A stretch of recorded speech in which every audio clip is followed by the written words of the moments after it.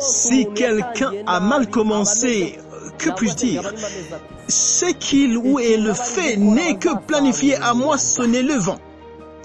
Il ne se prépare qu'à une profonde angoisse qui sera causée par le fait de s'être trompé et le temps perdu qui aurait été utilisé à bâtir une fondation solide alors qu'il était possible. Frères et sœurs, y a-t-il quelqu'un dans cette assemblée qui veut vérifier le début de son voyage?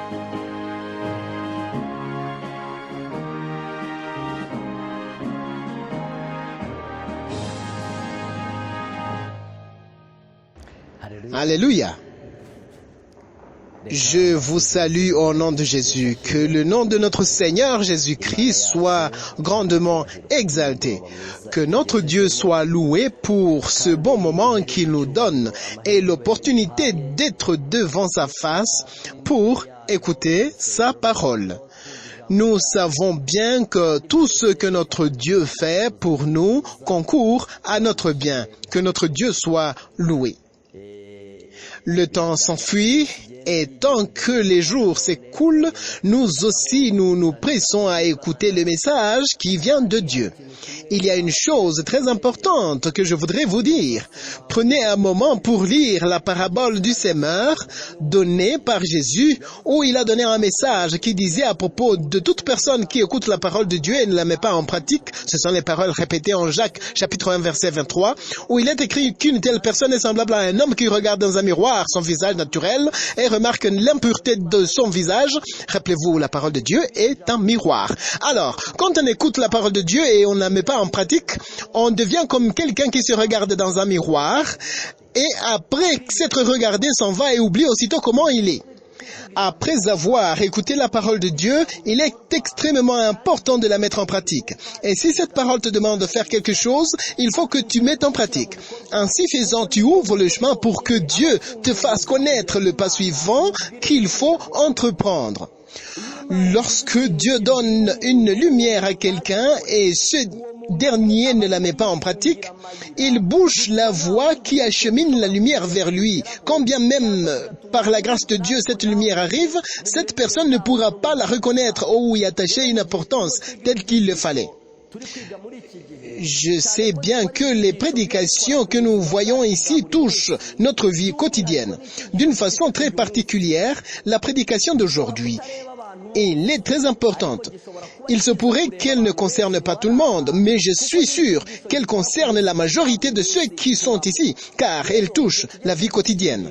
Alors que nous écoutons ce message, tout comme les messages qui sont passés ici, je voudrais vous inviter à penser encore une fois à ce principe biblique. Si on écoute la parole de Dieu et qu'on ne la met pas en pratique, peut-être on se propose d'écouter une prédication qui viendra le jour suivant. La personne en question bouche la voie qui achemine la lumière de Dieu qui lui expliquerait la façon dont Dieu voulait utiliser pour lui communiquer et lui révéler ses mystères. Nous devons donc marcher dans la lumière que Dieu nous envoie pour qu'il nous puisse nous donner la lumière qui explique le pas suivant à entreprendre. Ce principe est un principe d'une très grande valeur. C'est un principe que beaucoup ne considèrent pas. Ainsi, ils sont comme les gens qui se regardent dans un miroir. Dieu fait tout pour leur révéler l'impureté de leur corps, mais suite au manque de réaction immédiate, ils oublient aussitôt le problème qu'ils ont. Ce soir, nous allons voir une prédication qui nous parle de la vraie conversion, en focalisant notre attention sur la confession des péchés. La confession des péchés fait partie de la conversion et c'est l'un des pas très difficiles à entreprendre. Et c'est l'une des raisons de Jésus quand il disait que le chemin qui mène au ciel est étroit et qu'il y en a peu qui le trouvent. Beaucoup de personnes se posent la question de savoir pourquoi Dieu a exigé ceci comme l'une des conditions pour aller au ciel. Une condition selon laquelle tu dois révéler tes secrets qui n'étaient connus de personne et après quoi les gens peuvent t'attaquer après t'être entièrement exposé. Je vais vous dire ceci, la confession des péchés est un pas très difficile dans la conversion. Vous vous imaginez une chose qui fait que quand certaines personnes prennent leur chemin pour aller confesser leurs péchés commis contre leurs semblables, ils rebroussent ce chemin avant d'y arriver tout en sachant que sans passer par ce pas, le ciel est fermé pour toujours. Prends un moment pour parler avec quelqu'un qui confessait ses péchés. Il te dira qu'une chose qui lui a pris d'énergie, une chose qui lui a fait suer, c'est la confession des péchés. Je vous dis franchement que c'est un pas difficile à franchir, comme beaucoup le témoignent. La confession des péchés, c'est vraiment un pas difficile et elle est opposée à la nature humaine dans laquelle nous sommes tous nés. C'est un pas qui nous met dans la position de poser à Dieu cette question. Cher Père, pourquoi tu as mis ce pas comme une condition pour aller au ciel? Écoutez-moi, Dieu a arrangé le chemin de la droiture de la façon que si quelqu'un y passe, Dieu s'assure que une telle personne ne pourra jamais pécher. Donc il y a les conditions qu'il faut remplir avant d'aller au ciel et il y a un travail que Dieu doit faire dans la personne avant qu'elle aille au ciel.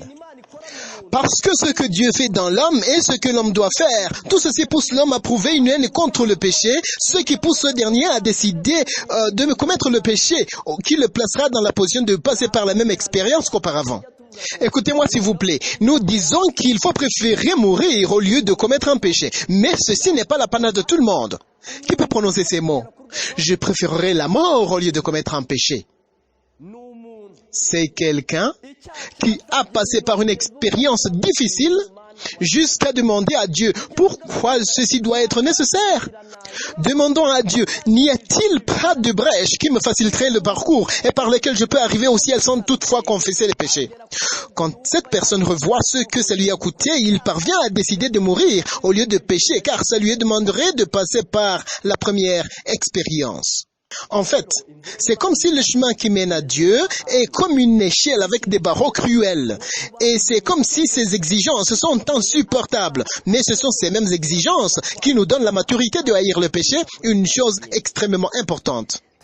Nous allons lire un verset écrit dans l'évangile de Jésus selon Luc. Je voudrais encore vous dire que dans ces réunions, vous n'allez rien trouver de nouveau. Beaucoup de gens aiment la nouveauté. Ils disent, « Oh, cela nous avons écouté. Ça aussi nous avons écouté. Nous voulons quelque chose de nouveau. » Personnellement, j'ai eu un moment où je désirais présenter du nouveau dans mes prédications. Mais dans les messages ordinaires, le message que nous avons écouté plus d'une fois, voilà ce que nous devons encore répéter aujourd'hui. Ce n'est pas nécessaire de chercher quelque chose de nouveau à y ajouter plutôt les mots ordinaires, car Dieu sait pourquoi il a accepté que cette parole reste dans la Bible. C'est parce qu'il sait que dans cette parole, il y a la puissance et la vie. Luc chapitre 19, à partir du verset 1, nous trouvons l'histoire de Zachée. Celle-ci est une histoire connue de tout. Tout le monde a lu cette histoire. Nous l'avons écoutée dans les prédications. En fait, c'est une histoire très intéressante. Ce que Zachée a fait est semblable au suicide. C'est aussi le gaspillage du trésor familial. Jésus étant entré dans Jéricho traversait la ville et voici un homme riche appelé Zachée, chef des publicains, cherchait à voir qui était Jésus. Mais il ne pouvait pas y parvenir car il était de petite taille. Il courut en avant et monta sur un sycamore pour le voir parce qu'il devait passer par là.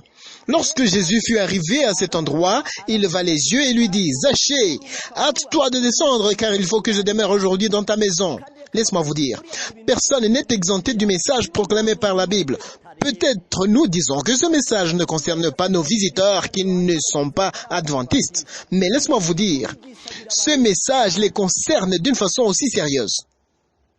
L'histoire de Zachée. Au verset 5, lorsque Jésus fut arrivé à cet endroit, il leva les yeux et lui dit, « Zachée, hâte-toi de descendre, car il faut que je demeure aujourd'hui dans ta maison. » Zachée se hâta de descendre et le reçut avec joie. Voyant cela, tous murmuraient et disaient, « Il est allé loger chez un pécheur. » Mais Zachée, se tenant devant le Seigneur, lui dit, « Voici, Seigneur, je donne aux pauvres la moitié de mes biens, et si j'ai fait tort de quelque chose à quelqu'un, je lui rends le quadruple. » Jésus lui dit, « Le salut est entré aujourd'hui dans cette maison parce que celui-ci est aussi un fils d'Abraham, car le Fils de l'homme est venu chercher et sauver ce qui était perdu. » Que notre Dieu soit loué. On vient de nous raconter l'histoire de Zachée, la façon dont il a eu un grand désir de chercher Dieu, la façon dont il en a eu assez avec sa vie précédente. Effectivement, Zachée ne manquait rien dans sa vie du quotidien. D'après son histoire, il avait déjà acquis tout le nécessaire pour mener sa vie. Mais, à une certaine période, il a senti un vide dans sa vie. Il a senti que son cœur manquait une chose très importante, jusqu'à ce qu'il grimpe l'arbre. Un homme qui se respectait. Mais, il fallait qu'il le fasse, pour qu'il acquérisse la paix du cœur. Je sais bien que dans cette assemblée, il y a les gens qui se sentent dans la même situation. Ils sentent un vacuum qui doit être rempli. Leur cœur manque de paix. Mon conseil pour eux est le même. Aussitôt que tu aperçois une lumière dans la parole de Dieu, marche-y pour que Dieu puisse t'envoyer une autre lumière nécessaire pour ton salut. Le verset 8. Mais Zachée se tenant devant le Seigneur lui dit, « Voici Seigneur, je donne aux pauvres la moitié de mes biens, et si j'ai fait tort de quelque chose à quelqu'un, je lui rends le quadruple. » Les exigences que le ciel requiert sont ardues. Et quelquefois, nous nous demandons le pourquoi de ces exigences. Je vais lire quelques mots dans le livre de Jésus-Christ. C'est au chapitre 61 intitulé Zachée. Nous allons lire ce passage d'abord. C'est à la page 546. Nous lisons. Le chef de péager Zachée, un juif, était détesté de ses compatriotes.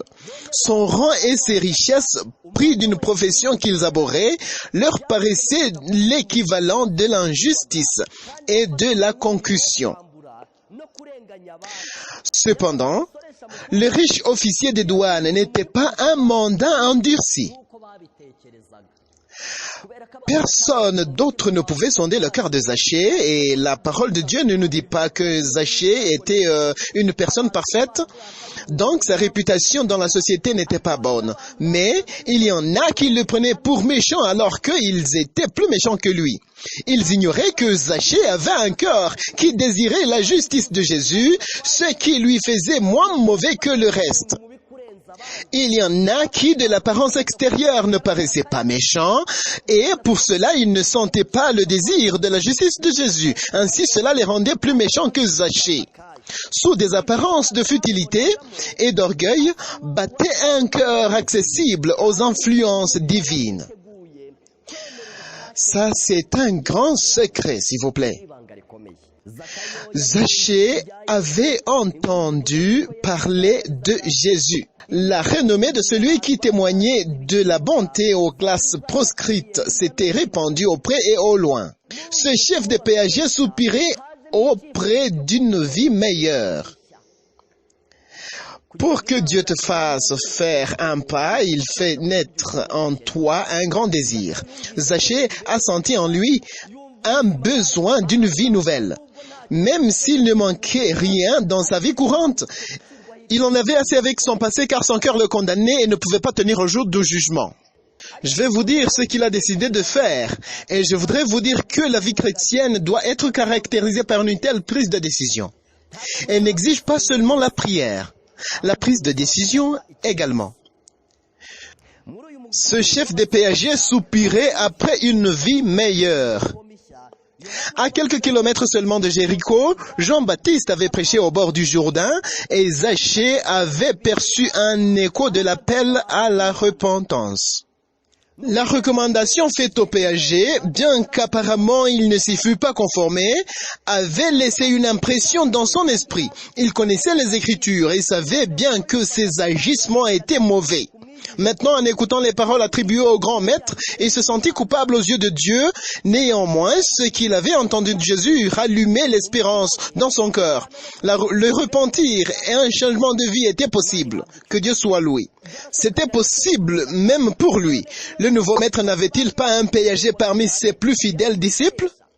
L'histoire nous dit que dans le cœur de Zachée est né un grand désir. Quand il pensait à ses péchés et leur énormité, quand son cœur lui inspirait l'idée que l'énormité de ses péchés ne peut pas accéder au pardon, il s'est posé la question en disant « Pourquoi ne serais-je pas pardonné? L'un des disciples de Jésus n'est-il pas mon collègue, le péager ?» Il pensait à Lévi Matthieu. Et il a conclu ceci. Si Jésus a accepté Lévi-Matthieu, un péché comme moi, il m'acceptera également. Qu'est-ce qui s'est passé quand Zachée arriva à cette conclusion? Que le nouveau maître avait un piégé parmi ses disciples, ses plus fidèles disciples. Nous lisons. Se conformant tout de suite à la conviction qui s'était emparée de lui, Zachée commença de rembourser à ceux qui l'avaient fait tort. Dans ce livre, on a écrit qu'il a fait ceci avant que personne ne fût allé l'accuser au juge, avant que personne ne vienne lui demander de rembourser. Après avoir conclu que Jésus pouvait lui pardonner tout comme il avait pardonné à Lévi-Matthieu, il a commencé à payer ses dettes, il a commencé à demander pardon à ceux qui l'avaient fait tort. C'est pourquoi Jésus l'a aimé, c'est pourquoi il a eu compassion de lui. C'est aussi le cas pour nous. Même si nous ne nous accusons pas du même péché que Zachée, mais en réalité, nous ne sommes pas différents selon la vie que nous menons. Si vous prenez quelqu'un né d'une famille ordinaire, âgé de 30 ans, s'il arrive que cette personne doit confesser, elle doit avoir une très longue liste, car ceux qu'elle a endommagés sont énormément, beaucoup. Une telle personne a déjà barré les chemins qui le conduiraient au salut. Quand bien même la lumière de la parole de Dieu brillerait dans ce sentier, son cœur projette au prix qu'il doit payer pour revenir dans le vrai chemin. Pour cela, beaucoup de gens ne veulent pas faire l'expérience de la repentance. Ils ne veulent pas confronter la droiture que Dieu exige parce qu'ils ont bouché le chemin eux-mêmes. Revoyons cette personne née d'une famille ordinaire, quelqu'un qui a un certain âge et qui aperçoit une lumière. Cette personne se rend compte que sa vie a été grandement souillée et elle se rend compte que redresser le tort fait lui coûterait un prix qu'il ne peut pas avoir.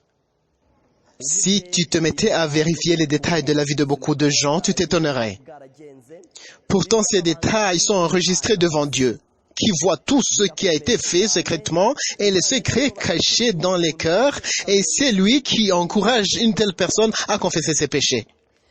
C'est cela qui cause certains à dire « Non, je vais faire ce que je peux, je ne ferai pas ce que je ne peux pas. Que j'aille au ciel ou non. » La vie est remplie des péchés cachés. Si on se mettait à les énumérer, tout le monde serait trahi par leur propre situation, une fois mis au clair. Heureusement, la rémission des péchés est possible. Vous lirez dans le livre Conquérant Pacifique au chapitre 39, c'est le livre d'Ellen G. White, le chapitre qui nous parle de Paul devant Félix, devant un certain Félix. C'est à la page 377. Paul devant Félix. Il y a les paroles que je vais vous lire, c'est à cette page-là, 377. Pendant 2 ans, on ne fit aucune démarche en faveur de Paul, et il demeura prisonnier. Hier, j'ai parlé de ce Félix. Quand Félix avait raté sa dernière chance, il a aussitôt mis Paul en prison, tel que Néron l'avait fait. Paul a passé 2 ans en prison sans aucune démarche. Je vais vous dire ce que Félix prétendait faire. Félix rendit visite à Paul à plusieurs reprises. Écoutez-moi, l'une des caractéristiques des pécheurs. Et il écoutait attentivement ses paroles. Mais le véritable motif de cette amitié apparente était l'appât du gain. Il attendait de recevoir un pot de vin, comme on l'appelle, ou corruption, de la part de Paul. Ainsi, il venait le voir en prison comme s'il avait eu compassion de lui, n'est-ce pas? Mais écoutez la qualité divinement acquise de Paul. Mais l'apôtre Paul avait trop de noblesse pour essayer de recouvrer ainsi sa liberté. Soit dit en passant, c'est combien de chrétiens qui sont corrompus par cette mauvaise habitude? Paul avait quelle qualité, s'il vous plaît? Il avait trop de noblesse pour recouvrer sa liberté par la corruption. C'est combien de personnes qui sont souillées par cette mauvaise habitude? C'est combien, s'il vous plaît? Dans ce monde très corrompu, les richesses sont acquises d'une façon malhonnête, très malhonnête. Ceci est aussi pratiqué par les lecteurs de la Bible. C'est un verset qu'ils ont nouvellement découvert. Corruption. Mais je voudrais vous dire une chose très importante. Notre enlèvement vers le ciel se fera après avoir abandonné le monde et ses plaisirs. C'est après l'accomplissement des paroles de l'esprit de prophétie qui disent que nous haïrons le monde et le monde nous haïra tel que nous paraîtrons indignes de vivre dans ce monde. Certainement, Dieu gardera notre vie.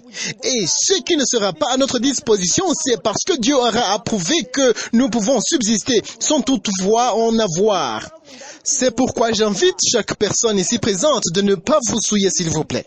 Ce que je vais vous dire ici, si tu n'es jamais tombé dans cette tentation, tu dois premièrement remercier Dieu. Deuxièmement, prends une résolution de vivre une vie modeste au lieu de faire le tort difficile à réparer.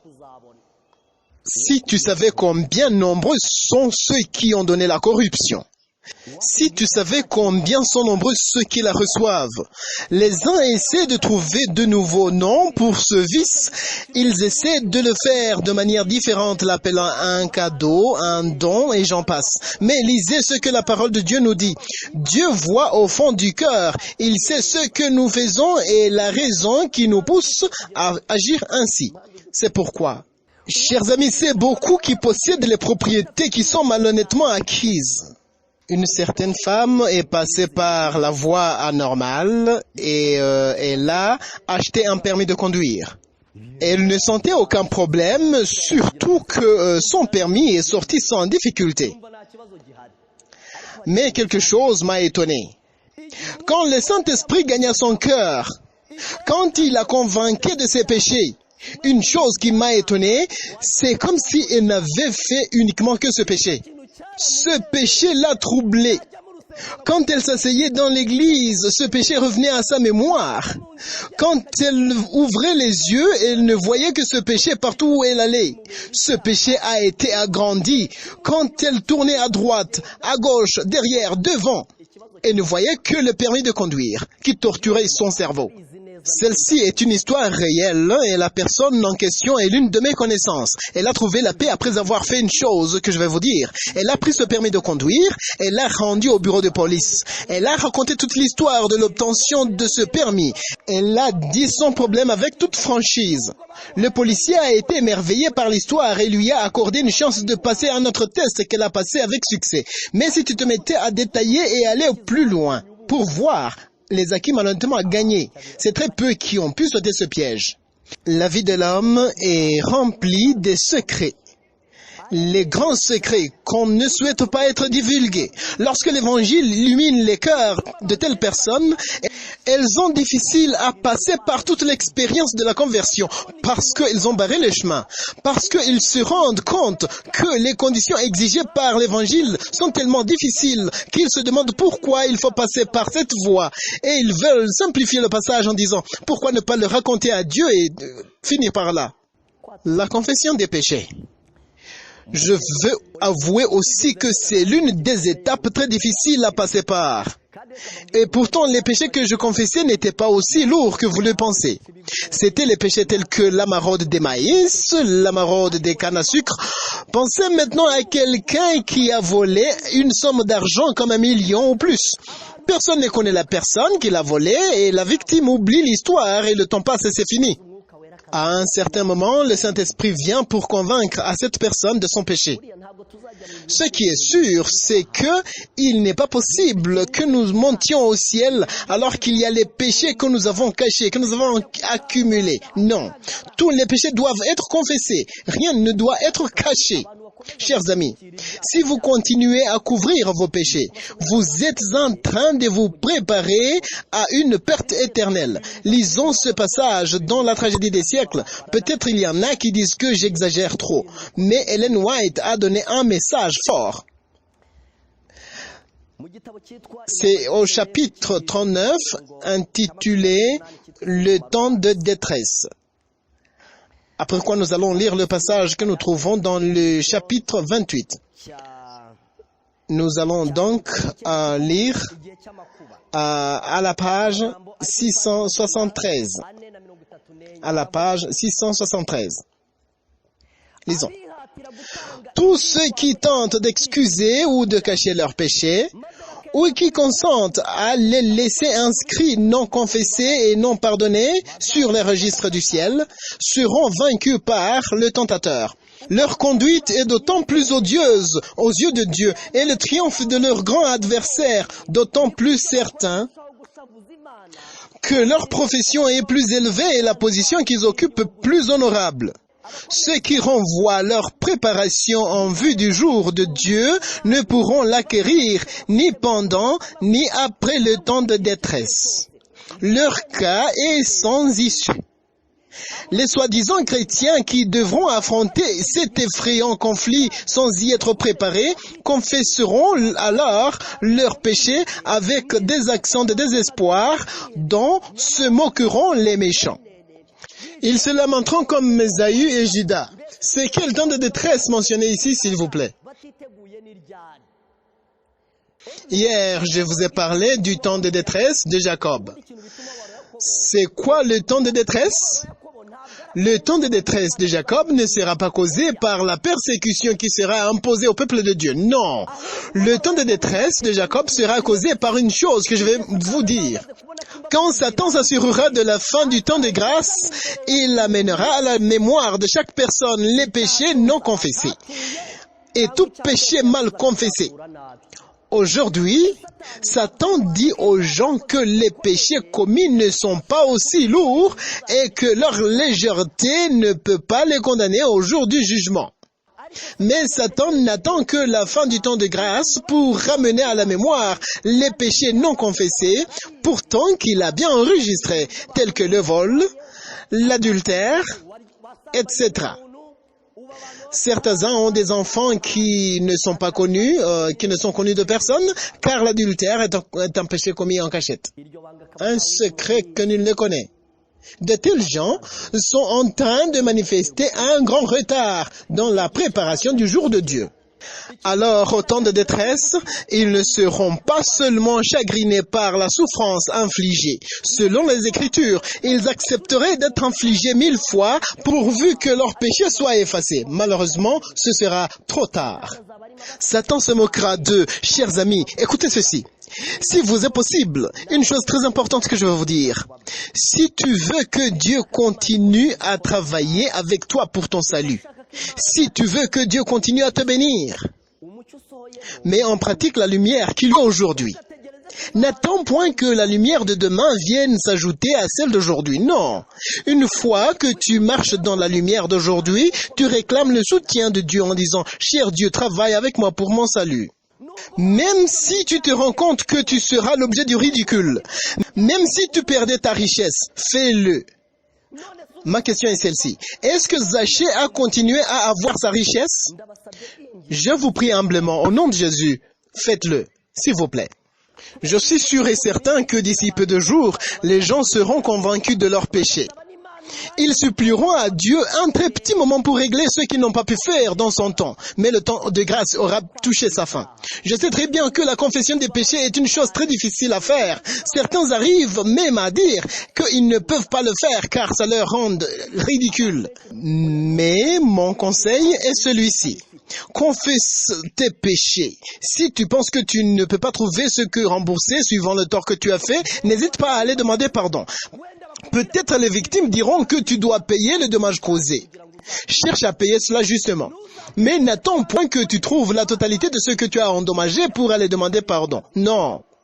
Au moment où l'Esprit de Dieu te dit que ce que tu as fait n'est pas juste, va demander le pardon même si tu dois te dénoncer devant la personne qui ne savait pas que c'est toi qui lui as volé 1 million. Même si tu penses que tu ne peux pas trouver cette somme d'argent si tu te mettais à vendre tout ce que tu as. Va demander le pardon. Ellen White a écrit à propos de la confession dans le livre Vers Jésus et elle a écrit ceci. Chaque péché doit être mentionné tel que son nom est. Il doit être prononcé tel qu'il est. Tu dois le dire dans toute sa lourdeur, de façon que tu portes tout le fardeau entier de ce péché sur ta propre tête. Il y en a qui, quand ils confessent leur péché, ne le font pas d'une façon appropriée, jusqu'à ce que leur cœur les convainque qu'ils doivent refaire. Chers frères, chères sœurs, le diable attend que le temps de détresse arrive pour que toute confession mal faite en vue de ne pas entacher sa personnalité, la confession faite à Dieu comme si c'était un simple jeu qu'on joue, le diable attend ce jour pour ramener tout à sa mémoire. Beaucoup de ceux qui arrivent à 30 ans, quand ils arrivent au moment de confesser leurs péchés, ils désirent avoir été nés dans les familles chrétiennes. Pourquoi? Parce que les torts faits sont énormes. En fait, il est passé par des voies épouvantables. Pour redresser ce qu'il a fait, ça lui demande le prix qu'il va trouver difficilement. Il y a un certain homme qui a fait le meurtre dans la période du génocide au Rwanda. Quand le Saint-Esprit lui convainquait de ses péchés, il a dû confesser. Jusque-là, il n'était pas en prison, il était libre. Après la confession, la famille offensée a accordé le pardon. Mais, de son côté, le tribunal a bien dit qu'il devait être emprisonné parce que chaque péché commis doit être sanctionné. Donc, 7 ans d'emprisonnement. Il a fait tous les 7 ans. Actuellement, il a fini sa punition et il est libre. Mais comprenez la lourdeur de la confession des péchés. La confession des péchés est une chose très importante et très lourde. Mais sache que la confession des péchés elle-même ne nous garantit pas le ciel. Ellen White a écrit ceci. Confessez les péchés que vous avez commis les uns contre les autres. Si tu as offensé ton voisin, accepte tes péchés et confesse-les. Mais lui aussi doit te pardonner sans tarder. Cherche donc le pardon de Dieu, car ton prochain que tu as offensé est une créature de Dieu. En commettant une offense contre lui, l'offense était commise à son créateur également. Mon cher ami, ne tarde pas à faire ceci alors qu'il est encore temps, pour que ton voyage puisse finir avec succès. Ainsi, le chemin te sera clair et tu avanceras sûrement. Les paroles que j'allais lire sont celles-ci. Au jour de Dieu, les péchés dont on ne s'est pas repenti et qu'on n'a pas délaissés ne seront ni pardonnés ni effacés et s'élèveront en témoignage contre le violateur. Que le péché soit commis à la lumière du jour ou dans les ténèbres, tout est découvert aux yeux de celui à qui nous devons rendre compte. Les anges de Dieu, témoins de chacune de nos fautes, les ont infailliblement enregistrées. On peut les nier, les cacher à son père, à sa mère, à sa femme, à ses enfants et à ses amis. Le coupable peut être le seul à connaître ses torts, mais ils sont mis à nu devant les esprits célestes.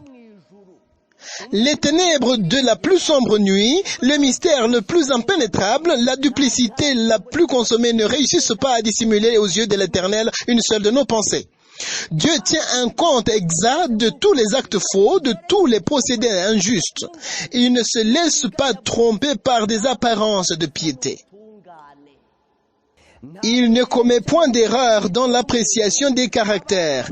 Un homme corrompu peut tromper ses semblables, mais Dieu déchire tous les voiles et lit les secrets des cœurs. Il se peut que 2 ou plusieurs personnes peuvent vivre ensemble dans une famille, les uns témoignant la piété des autres, simplement par les apparences extérieures, mais avec des problèmes à l'intérieur. Je vous invite à ne jamais cacher un simple péché en faveur de Satan. Ne restons avec aucun secret de Satan. Dévoilons tous ces secrets ouvertement à la vue de tous les témoins. Aujourd'hui, Dieu seul a une responsabilité de convaincre les gens de leurs péchés. D'ici peu de jours, cette responsabilité sera entre les mains de Satan. Je ne veux pas dire tout ici, mais beaucoup de gens cachent les secrets de Satan. Il y en a qui ont des diplômes frauduleux, les permis de conduire, pour ne citer que cela. Tout a été fait en secret, s'il vous plaît. De tels gens sont des membres des chorales. Ils occupent des fonctions importantes dans les églises. Ils se proposent que Dieu fasse arranger pour couvrir tout cela, pour qu'ils aillent au ciel sans toutefois être démasqués. Tout péché commis doit passer par le chemin de la repentance et toute offense faite à quelqu'un, tout péché mis en action doit être confessé à une personne qui a été offensée. C'est pourquoi nous devons craindre le péché. Hier, je vous ai parlé d'un homme appelé Onésime. Je vous ai dit que Paul a donné une lettre à Onésime pour que lui-même la rende à Philémon, comme c'est écrit dans ce livre, Actes des Apôtres. Paul ne l'a donné à personne d'autre. Cette lettre expliquait bien les problèmes qu'avait Onésime, mais c'est ce dernier qui devait la rendre dans les mains de Philémon. Ellen White a écrit ceci. Onésime devait aller demander le pardon à Philémon et écouter ce qu'il pensait à l'offense qui lui avait été faite par Onésime. La confession des péchés est une chose très importante. Pourtant, c'est très peu qui y attachent sa vraie valeur. Les gens disent, est-ce que cette étape est réellement nécessaire? Si quelqu'un n'est pas au courant de mon offense contre lui, pourquoi devrais-je le lui dire? Quel est le péché confessé à Dieu seul, s'il vous plaît? C'est le péché qui n'a pas été traduit en action. C'est le péché qui a été conçu dans sa pensée, mais qui a fini par là. Qui n'a pas été exécuté donc. Ce péché n'est confessé à personne d'autre sauf à Dieu. Mais tout péché qui a été exécuté, même si celui contre qui tu l'as commis n'en sait rien, tu dois aller vers lui et dire toute la vérité de ce que tu as fait. Tu dois citer ce péché par son nom. Tu demandes le pardon pour ce péché et tu attends la réaction de ton camarade. C'est ce que Zachée avait quoi? C'est ce qu'il a fait. Écoute ce qu'Ellen White a dit de Zachée. C'est à la page 549. Aucun repentir n'est sincère s'il n'entraîne pas une œuvre de réformation. La justice du Christ n'est pas un manteau destiné à couvrir des péchés qu'on ne veut ni confesser ni abandonner. C'est un principe de vie qui transforme le caractère et qui dirige la conduite. La sainteté consiste à se vouer entièrement à Dieu. C'est une soumission complète du cœur et de la vie aux principes du ciel. Dans les affaires, le chrétien doit montrer au monde comment notre Seigneur dirigerait des entreprises commerciales. Dans chaque opération, il doit prouver que Dieu est son maître. Sainteté à l'Éternel. Ces paroles doivent être écrites sur le journal et le grand livre, sur les contrats, les factures et les lettres de change. Ceux qui, tout en faisant profession de suivre le Christ, agissent d'une manière injuste, déposent un faux témoignage contre le caractère d'un Dieu saint, juste et miséricordieux. Comme cela s'est passé à Zachée.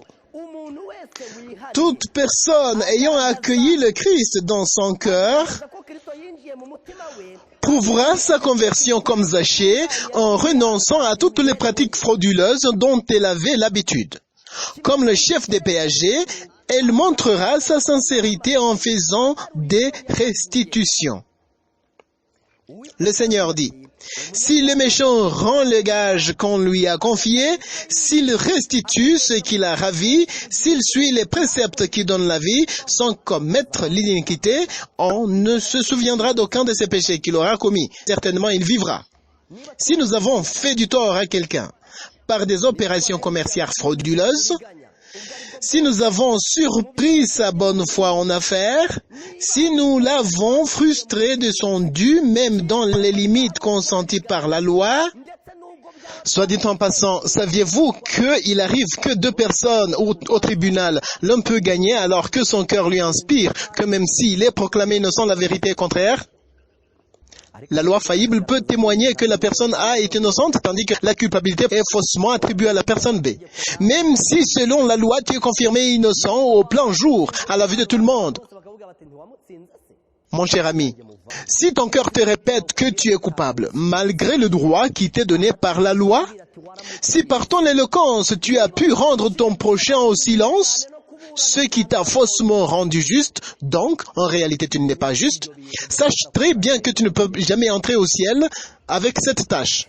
Si nous avons fait tort à quelqu'un par des opérations commerciales frauduleuses, si nous avons surpris sa bonne foi en affaires, si nous l'avons frustré de son dû, même dans les limites consenties par la loi, nous devrions confesser tout notre tort et faire restitution dans la mesure du possible.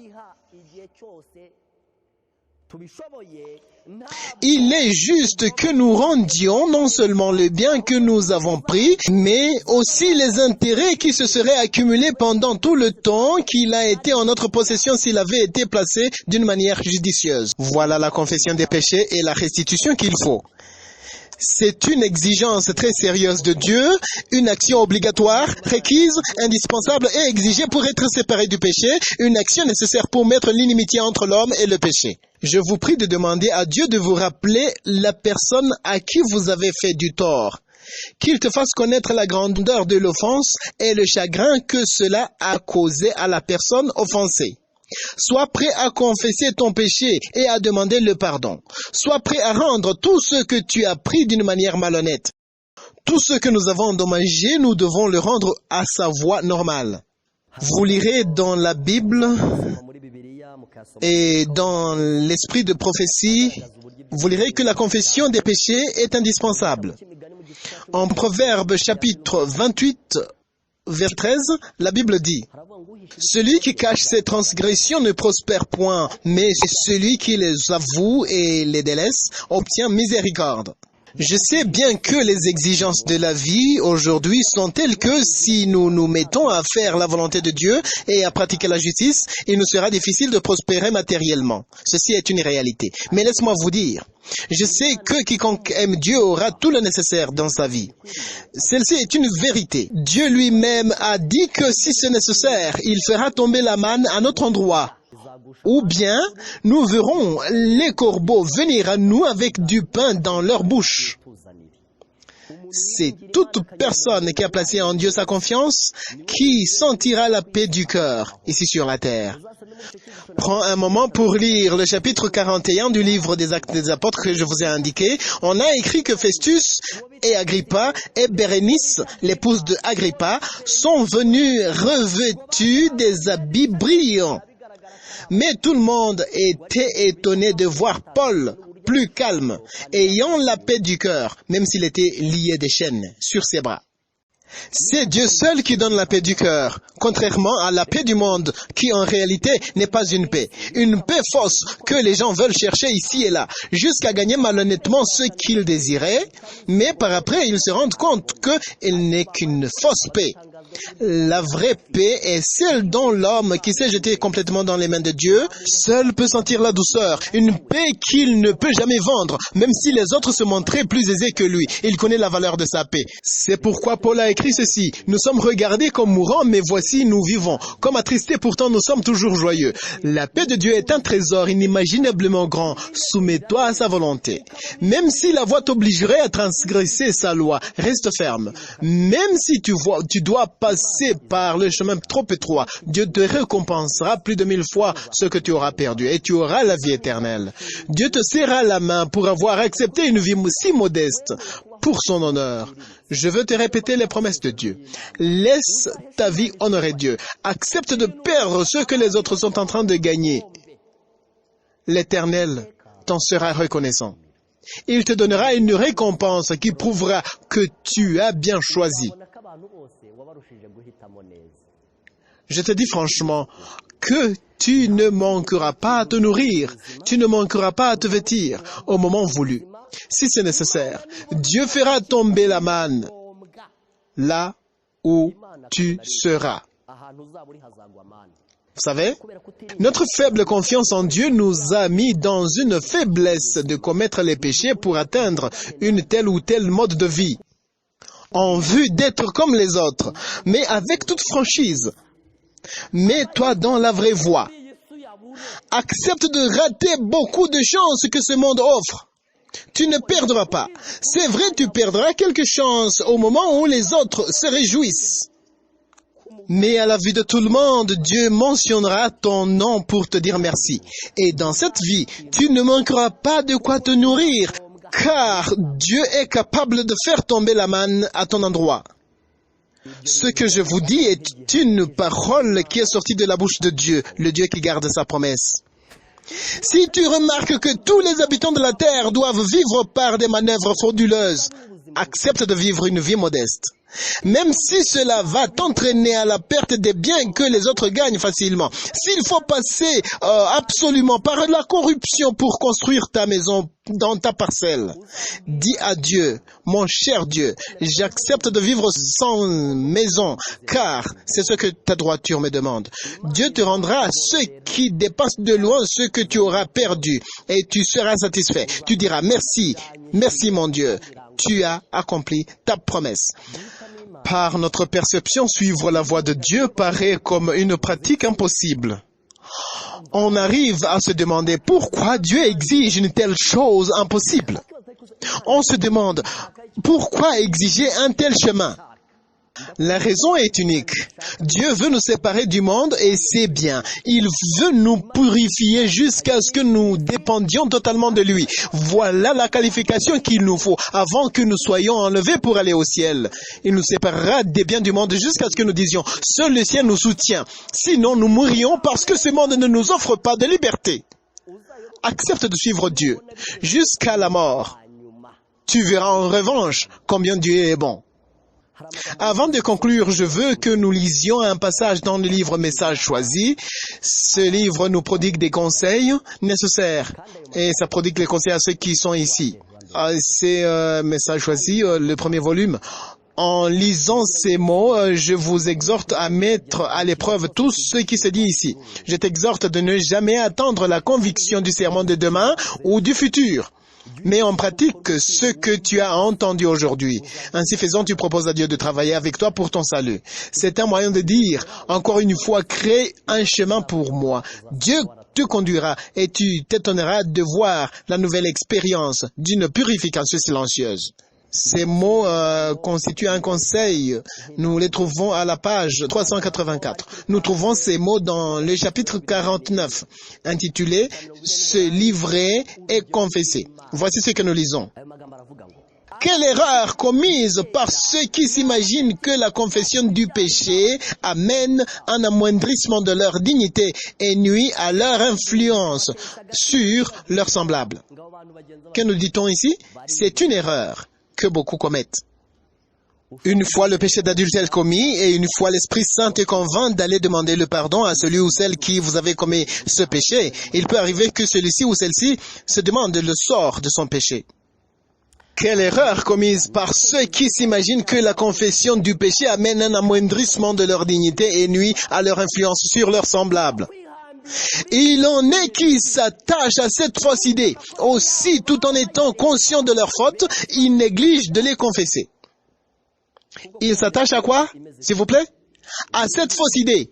Même s'ils voient clairement leurs péchés, ils négligent de les confesser. Ils négligent de réparer les torts qu'ils ont faits à d'autres personnes.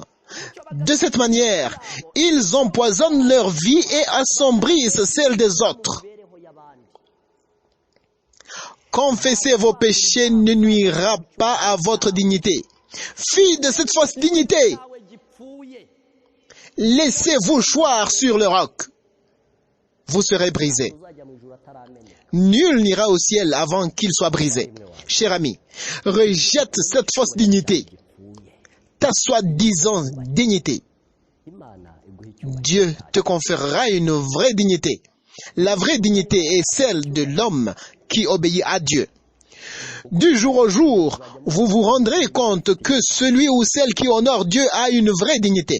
Laissez-vous choir sur le roc, vous serez brisés et le Christ vous conférera une vie céleste, une vraie dignité. Que personne ne soit empêché de confesser son péché par l'orgueil, le respect de soi-même ou la propre justice. Il pourra alors se prévaloir de la promesse. Celui qui cache ses transgressions ne prospère point, mais celui qui les avoue et les délaisse obtient miséricorde. N'essayez pas de cacher quelque chose à Dieu. Ne négligez pas de confesser vos fautes à vos frères. Confessez donc vos péchés les uns aux autres et priez les uns pour les autres afin que vous soyez guéris. Jacques chapitre 5 verset 16. Je prie pour toi qui m'écoutes maintenant, que l'Éternel t'accorde sa grâce. Je te propose de repenser au texte que nous avons lu tout à l'heure. Car si quelqu'un écoute la parole et ne la met pas en pratique, il est semblable à un homme qui regarde dans un miroir son visage naturel et qui, après s'être regardé, s'en va, mais parce qu'il n'a pas attaché une valeur à la parole de Dieu, il oublie aussitôt comment il est. Aujourd'hui, obéis à la parole de Dieu. Fais ce pas, confesse les péchés, dis à Dieu, travaille avec moi pour mon salut. Et Dieu, en revanche, il te bénira. Je prie pour toute personne qui a écouté ce message, pour que ses efforts ne soient pas de vains efforts. Que ces efforts ne finissent pas par être une condamnation à cause de la désobéissance à cette parole. Que plutôt chaque personne sache ce que Dieu veut de lui ou d'elle, afin qu'il ou elle finisse par être ferme dans la foi. Ainsi, quand Jésus reviendra sur la nuée, celle-ci ou celui-ci sera ravi et le rencontrera. Je souhaite que celle-ci soit une bénédiction pour tout le monde. Au nom de Jésus. Amen. J'ai soif de ta présence, divin chef de ma foi. Dans ma faiblesse immense, que ferais-je sans toi? Chaque jour, à chaque heure, oh Jésus.